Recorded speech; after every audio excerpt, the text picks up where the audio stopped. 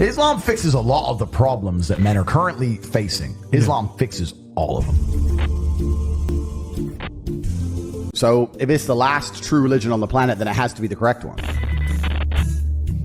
And I'm not a Muslim, but if I had to bet on one religion as if I were betting on the stock market for the future, you have to bet on Islam. Because Muslims are intolerant.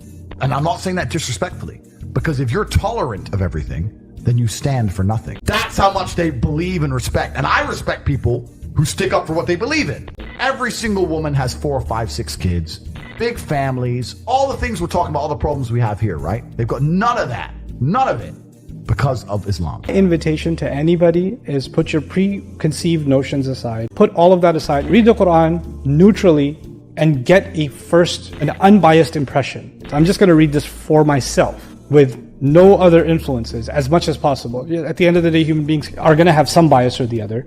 But as much as I can consciously be disconnected from bias and give it a shot and read it, I think that would be my invitation to anybody. Wait, are you Muslim?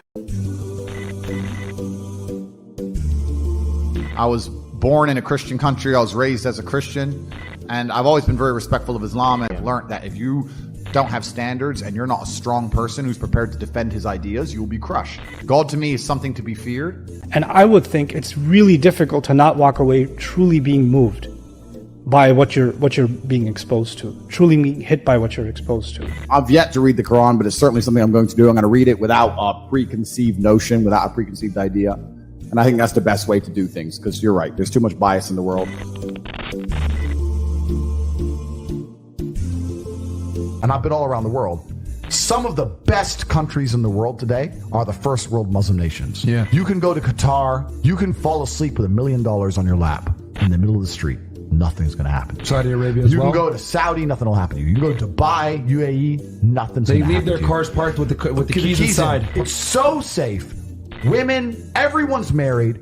Every woman obeys her husband. Every single woman has 4, 5, 6 kids.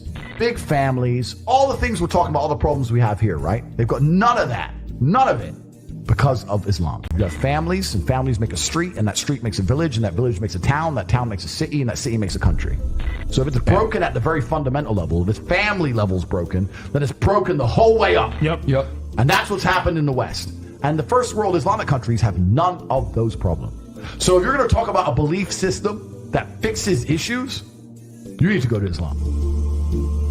Even though I wouldn't identify as a Muslim, I have absolute respect for the ideology.